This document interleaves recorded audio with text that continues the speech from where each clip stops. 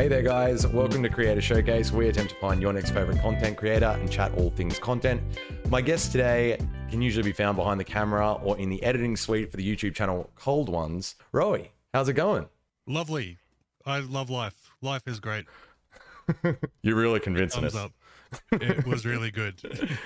So, as well as being a bit of a tech fanatic and having a video editing career, effectively, or technical producer, as we spoke briefly before, you're also a partnered streamer over on Twitch TV. So first of all, let's have a chat about how you got into streaming. When did that start? Oof. Okay, so I've been, a massive nerd, both figuratively and physically, forever. And I remember playing with like cameras as a kid and thinking, this is fucking dope. I need one of these. And then, Sweet. it got to about 2014, 2015, and I sort of tried my hand at it a little bit, and the internet in Australia is obviously dog shit. So sort of put that off. And then when my partner and I moved, we made sure that the house that we had NBN. And then, just sort of started slow and then sort of worked up from there and spent way too much money on it. That's relatable. No, I feel you on the NBN thing, and honestly, I get a gig down where I'm at now, and I honestly don't think I could go back to I could definitely go below a gig, but I don't think I'd be able to have a house like you were saying. It's definitely something I'd be looking for. Like I need NBN just to so you stream. got a gig down. You got a gig down, but what's your up? That's the important part. I think we're at like 70. Okay, look, Mbps. It's cute. Okay, cute. We'll leave it at that. All right. You've built your channel a lot off survival games like Rust. So where did your interest start with Rust, and does it extend to any other sort of survival games? So yes, but also no. Okay. As far as the extension goes. Yeah. Rust, I've been playing since the alpha. Oh, I wow, remember cool. Getting into that with a group of dudes that I played with online. Super fun game and just very fond memories. A completely different game back then though. And I played it way too much to the point where it made me physically paranoid just existing. Like, in my head. Worrying about people underneath your base. You think there's fucking guys underneath my floorboards, man. No, like legit, my brother messaged me one time and he's like, hey dude, I'm here. And I'm like, what do you want? Like, like legit, like paranoid. My own just brother. go to the front door and just cave his head in with a rock. Yeah, that sort of, the Rust streaming was much later because it is such a toxic game, and I try and avoid that sort of stuff on stream because I like to focus on the chat interaction, that sort of stuff. And one day something just clicked in my head. I'm like, what if I just play Rust passively? Like, go and farm. If I die, I die. I'm not going to sit there shouting slurs at people like everyone else does. I'll just GG, move on, focus on chat still. And yeah, it sort of garnered a bit of an audience because I was playing a game that was so sweaty, so differently. Like I was playing it like Minecraft survival. Yeah. Or I don't even know what they call it. I've only played Minecraft a few times, but yeah, it was just like building and stuff, like with a sort of scary element to it. And yeah, it was fun. It became fun after that. It was no longer about, oh, I'm greedy, I've got to hide all my gear and no one can touch it. It was just, and then if people were talking shit in like the all chat or whatever, because my sleeping pattern's pretty messed up, I'd be up until like 8 a.m. and I'd just be mining all the explosives, just building it, and then I'd go just fuck their base up. Like, you talk shit, get hit kind of thing. Just ninja in, ninja out, just take the stuff. And like, I didn't even want to keep it, but that was like my content, was the cunty ninjaing of people that essentially I was just distributing karma. Exactly. I mean, hey dude, you're just playing passively. You want to come fuck with this? It was just people that were being pricks. Yeah. In general. And just for like, sure. Oh, get shit on, kid. It's like, it's just a game, man. Come on, let's relax and have fun. Like, I mean, like you said, you were kind of playing it a bit more passive, a bit differently to how everyone else is playing it. Of course, people are going to be attracted to you. You're doing something different. Like, Yeah.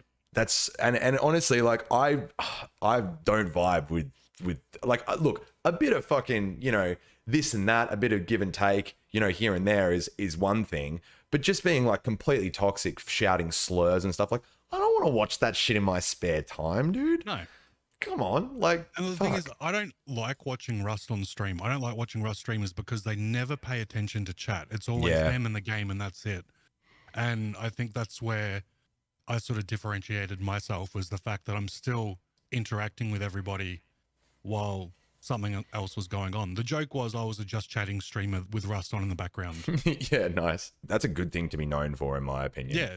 Yeah, like, it's no longer guy versus game, which I think is so exactly. And so if important. Something happened, if someone subbed, like literally drop the control or the mouse and keyboard, in this case, drop them and let's have a chat kind of thing. Who cares about if I die in the game or whatever? It's just a game. You're here right now. Let's connect as people. Yeah. No wonder you grew like that. Yeah, that's awesome. So as we were talking about before, you've had a bit of a break from streaming, but you're coming back. So you want to tell us a little bit about that? Like, when we can expect to see you online again? Yes, hopefully in the coming weeks. Okay. I'm currently setting up all my gear again. So I've got a stupid amount of lighting in here. And yeah, I've got a top-down camera like right here, and obviously that camera, toying with the idea of setting up a camera behind me as well. Obviously I've got the gear at my disposal, so it makes it nice and easy. Yeah, for sure. Yeah, essentially, I've just been stocking up on Pokemon cards the last couple of months, and I'm just gonna drop them all on stream, just rip them open, and like, even if it doesn't pop, I don't care. Like, yeah. Hey, I don't even care about the cards. I just want to open them. yeah, no, 100%, man. As a fellow TCG nerd, I can definitely relate to that hugely. What's your favorite piece of gear that you use? Oh my god, that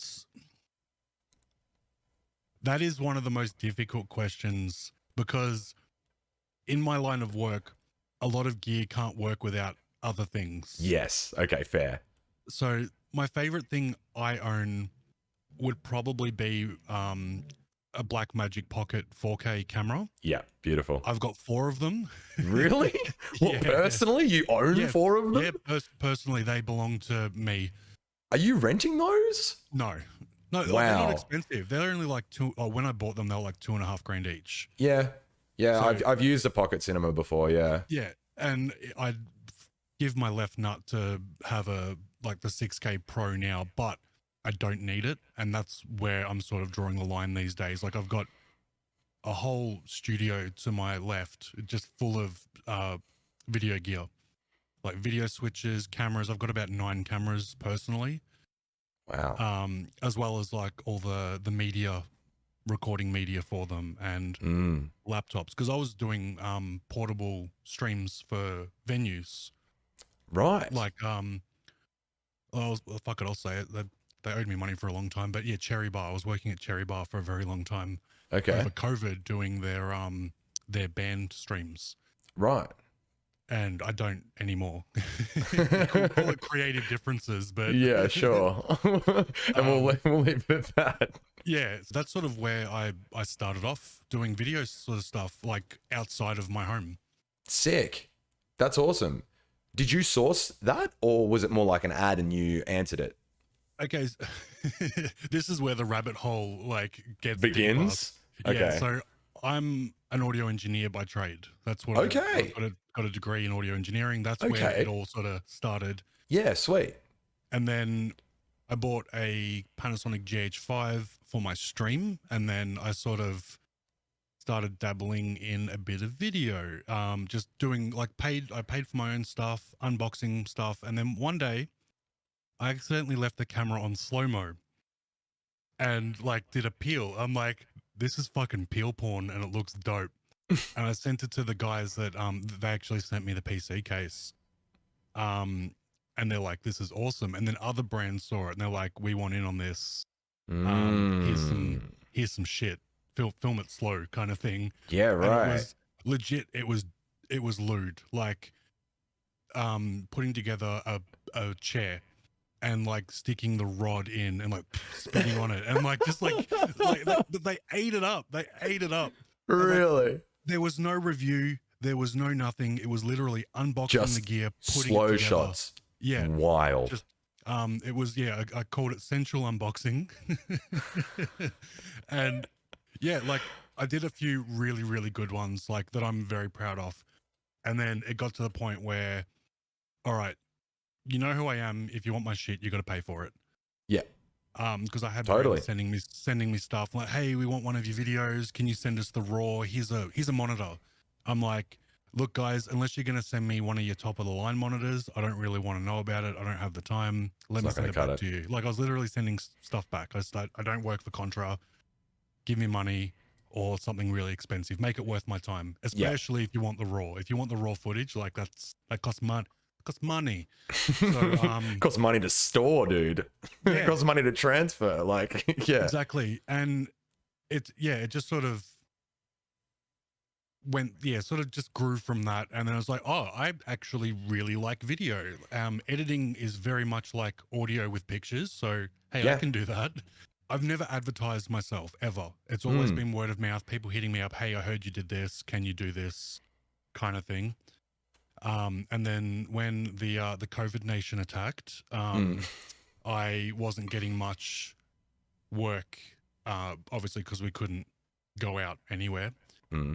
So to appease the Centrelink overlords, I was applying for jobs, strictly video jobs. Like it's all I wanted to do. That's my jam. And I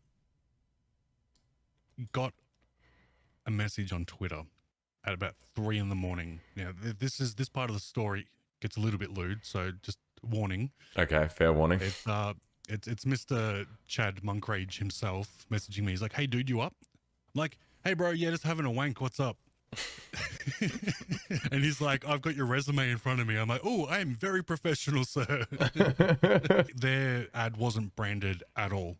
Like, cool. It was just they didn't want a fan to apply. So just to be clear, Chad is the co-host of Cold Ones along with Max Mofo, and these guys have put an ad up on some job sharing website. Yes. And you've answered it.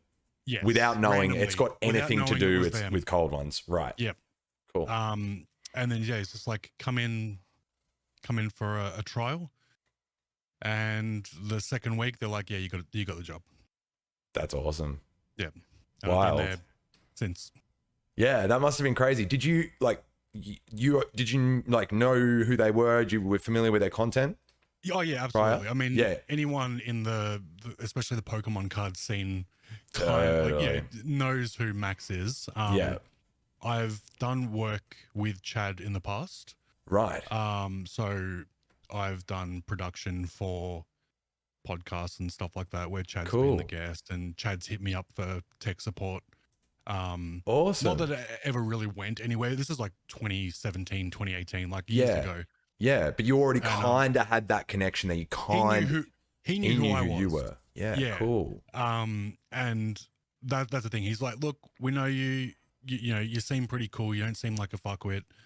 Yeah, come in. Like, literally, like the language is very lax at Cold Ones, as you can imagine. Yeah. I mean, you've met them. I have. And yeah, it's just like, yeah, you don't seem like a fuckwit. Come in, we'll trial. Yeah. And I think it's because everything they do on camera is an act, and being actors, they don't want just any pleb off the street coming in and watching them act. Like they've got to be comfortable around people to be able to bring that kind of energy. So it's understandable that they're a bit hesitant with that sort of stuff, and then why they wouldn't want a fan coming in and interjecting and all that sort of stuff. Totally, man. Oh man, so, even just seeing the kind of response from people that are familiar with both of them when we are in that mutual space where we both are present, seeing people's reactions is fucking loopy, dude. Can't imagine what they have actually experienced through that. Like, I'm sure there's some fucking wild stories.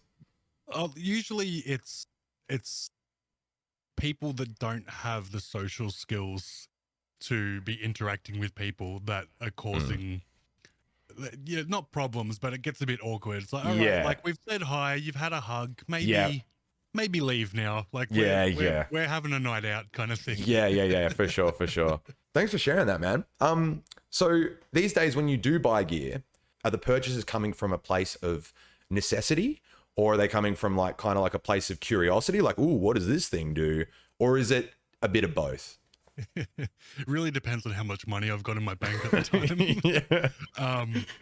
Look, everything I buy these days is tax deductible for me. So like last year I didn't pay a liquor tax because I'm buying so much gear. These days it's mostly necessity. It's like, all right, I need an audio recorder. I need some wireless, like these guys are just in front of me, like the wireless things. Yeah, they're great. I've got four sets of them. So 8 mics all up. But yeah, it's sort of stuff like that. It's like, all right, we need this and we might need a backup. There is definitely some curiosity purchases going on. I'm not going to deny that. Yeah. Like, but it also expands out of the sort of the AV sort of stuff as well. Like I've got like 4 Raspberry Pis sitting in front of me that I'm doing up to run home automation and security for my office and stuff like that. So yeah, and like I'm just a retro Pi. So the guys at the office, you know, we can play some like SNES games before and after we film and stuff like that. Just like little nerdy bits and pieces. Yeah, sweet. That pique my interest. And being massively ADHD, generally my focuses change pretty quickly. Yeah. So those Pis have been sitting there for about 2 months now, but I'll rotate back to them. Yeah. Like I've got a few of them set up already for the home automation. That was like my hyper-focused goal. Was goal number 1. Yeah. Yeah. And now that that's done, it's sort of like, all right, well, they're not going to go anywhere. Yeah. Let's build my stream. Okay, let's build the stream. And that's what I've sort of been working on lately, is sort of working out all my automation for the stream side of stuff and how I'm going to do the Pokemon cards and what I'm going to do after the Pokemon cards are open. Like, what if it doesn't pop and I'm left with like $2,500 worth of Pokemon cards? Start doing live auctions. Yeah. Only like the last 2 weeks, 3 weeks or so, I've sort of situated myself in with like the Pokemon card community on Twitch, and they're all a bunch of top blokes. Like they're all so cool. Sick. And they do breaks. So you like, you know, you throw them $12 and you get 2 packets out of a box at that kind of thing, and they'll crack them on stream, and it's cool. It's fun being part of that kind of community. Yeah, and that's really that's a really interactive community in that sense. You really do have stake in the game in a sense. Exactly.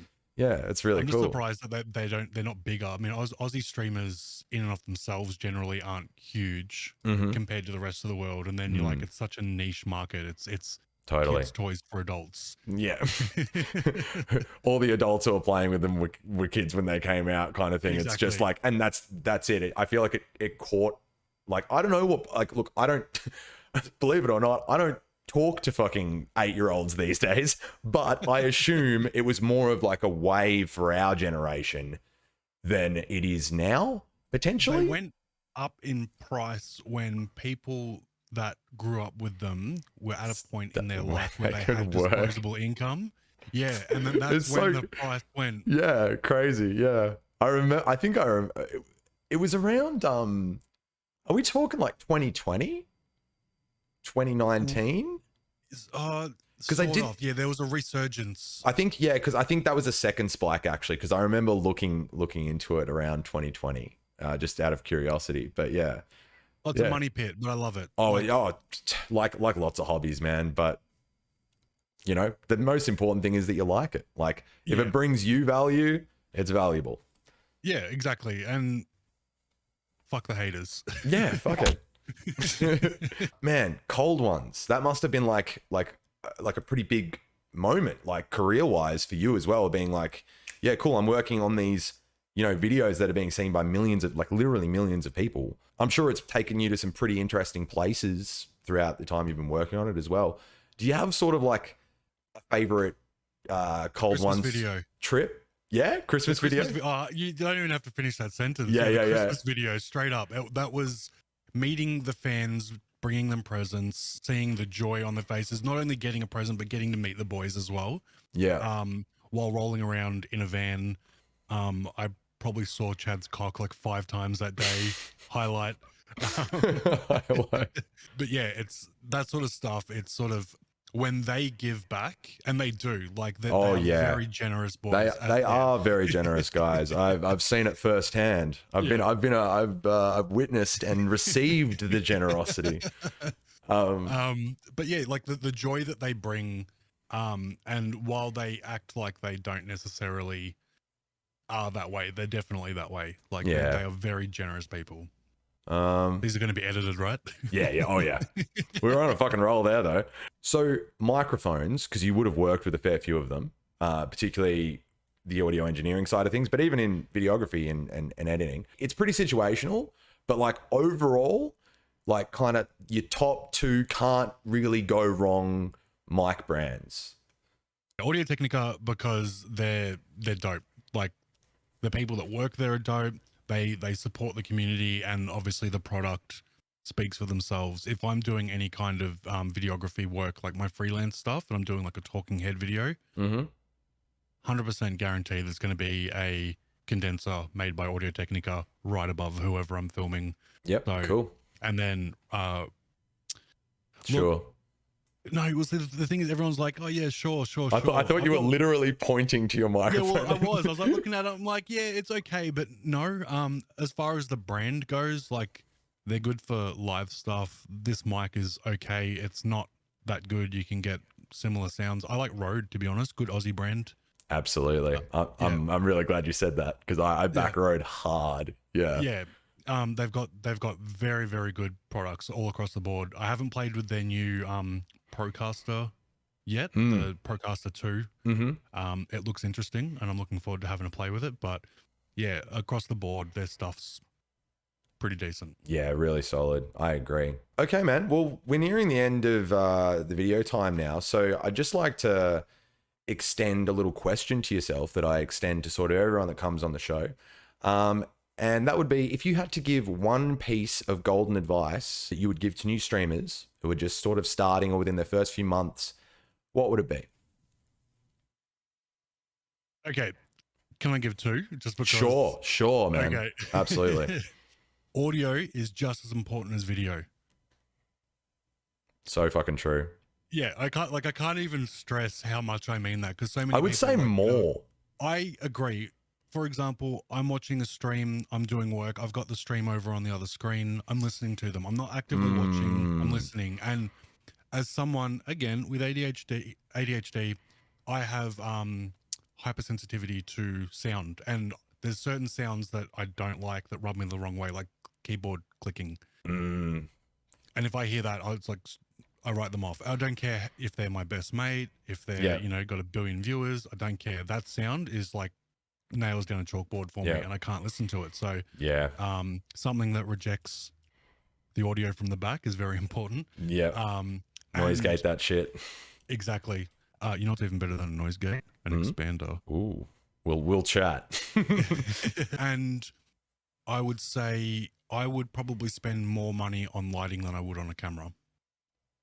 Another great tip. Yeah, dude, I resonate with that hugely. I've got nothing crazy. It's just like a Logitech C922, but looked like dog shit before I got this light. Honestly, like one. I think it was like a $30 LED. Genuinely, like, just completely changed the quality of my camera setup. Yeah, but exactly. And that's it. Like you could have a $40 webcam and get like, literally $160 off Amazon for 2 little LED strips on stands with like dials to turn them up and down, and it will improve tenfold visually, like everything. But also, and if you're running a green screen, light the green screen separately. So many people have like the shadows that like, oh dude, that shit is like what you were saying about the keyboard clicking. That shit irks me. Yeah, me too, but a lot of people, they don't have the funds to light themselves properly. Like, at the moment, I've got a key light, a fill light, 2 big lights on my green screen, and then a hair light. Yeah, so for sure. It's a big rig. And I mean, like, look, you just even in the difference between like lighting and also camera quality, obviously, you can see the difference in our cameras. But I think, like what would it take to light a green screen separately. Like what, another couple of lights? Like honestly, these things, like I think you're right when you say like Amazon, dude. I'm like paying for Jeff Bezos's new yacht. Like I buy so much stuff off Amazon when it comes to gear, because it comes the next day. Why wouldn't I? Oh, dude, it's it's crazy. But 2 LED barn door panels, like just the square lights with the barn doors that you can sort of direct. Yep. Like usually sitting in line with you so it doesn't spill onto you, aimed at a green screen. That's all you need. And it will light it evenly. You sort of put it at almost camera height, so you're not getting the it's called the square cubed law with the light roll off. Okay. But yeah, you don't get the light roll off, so you're not getting that uneven sort of gradient of green. You're getting 2 bright green patches, and then that's going to make the green keying much easier.